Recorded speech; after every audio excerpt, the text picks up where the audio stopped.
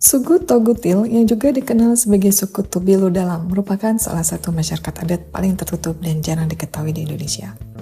Mereka mendiami hutan pedalaman Pulau Halmahera, Provinsi Maluku Utara. Sebelum membahasnya, jangan lupa untuk subscribe Halo Edukasi ya. Kehidupan suku Togutil sangat erat dengan hutan, sehingga bagi mereka, hutan bukan hanya tempat tinggal, tetapi juga sumber kehidupan, identitas, dan ruang spiritual yang diwariskan dari leluhur. Asal-usul suku Tigotil masih menjadi perdebatan para ahli. Salah satu pandangan menyebutkan bahwa mereka berasal dari masyarakat Tobilo pesisir yang pada masa lalu memilih masuk ke pedalaman hutan. Keputusan ini diyakini berkaitan dengan konflik sosial, peperangan antar kelompok, penolakan terhadap kekuasaan kerajaan, atau keinginan mempertahankan kebebasan hidup. Secara etimologis, istilah Togutil berasal dari sebutan luar dan bukan nama yang mereka pilih sendiri. Karena itu, dalam kajian antropologi modern, istilah Tobilo Dalam lebih sering digunakan sebagai sebutan yang dianggap lebih menghormati identitas mereka.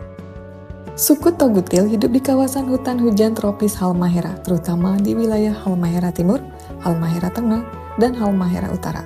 Wilayah ini dikenal lebat, bergunung, dan sulit dijangkau. Mereka hidup berpindah-pindah, semi-nomaden, mengikuti ketersediaan sumber makanan seperti sagu, umbi-umbian, buah hutan, serta hewan buruan. Pola hidup ini memungkinkan mereka menjaga keseimbangan alam dan menghindari eksploitasi berlebihan. Sejak dahulu, suku Togutil hidup dengan cara berburu, meramu, dan bertani sederhana. Mereka memanfaatkan sagu sebagai makanan pokok, serta berburu rusa, babi hutan, dan menangkap ikan di sungai. Tempat tinggal mereka berupa pondok sederhana dari kayu dan daun, yang mudah dibongkar ketika mereka berpindah tempat. Kehidupan sehari-hari dijalani tanpa ketergantungan pada barang-barang modern. Suku Togutil hidup dalam kelompok kecil berbasis keluarga. Hubungan kekerabatan sangat kuat dan didasarkan pada kerjasama serta saling berbagi hasil buruan. Tidak terdapat struktur kepemimpinan formal seperti kepala suku yang berkuasa mutlak.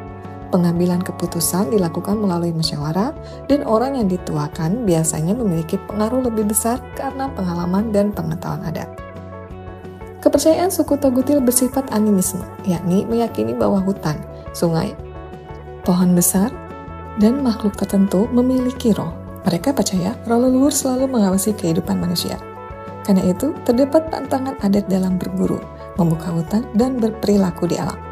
Pelanggaran terhadap pantangan diyakini dapat mendatangkan penyakit atau bencana. Kontak suku Togutil dengan dunia luar mulai meningkat pada abad ke-20, terutama ketika pemerintah kolonial Belanda dan kemudian pemerintah Indonesia melakukan eksplorasi dan administrasi wilayah Halmahera. Namun, sebagian besar kelompok Togutil tetap memilih menjauh dari pemukiman modern. Hingga kini, masih terdapat kelompok yang menolak kontak langsung dan hidup sepenuhnya di dalam hutan. Seiring waktu, sebagian suku Togutil mulai menetap di pemukiman yang dibangun pemerintah. Mereka diperkenalkan dengan pendidikan, layanan kesehatan, dan agama. Meski demikian, proses ini tidak selalu berjalan mulus.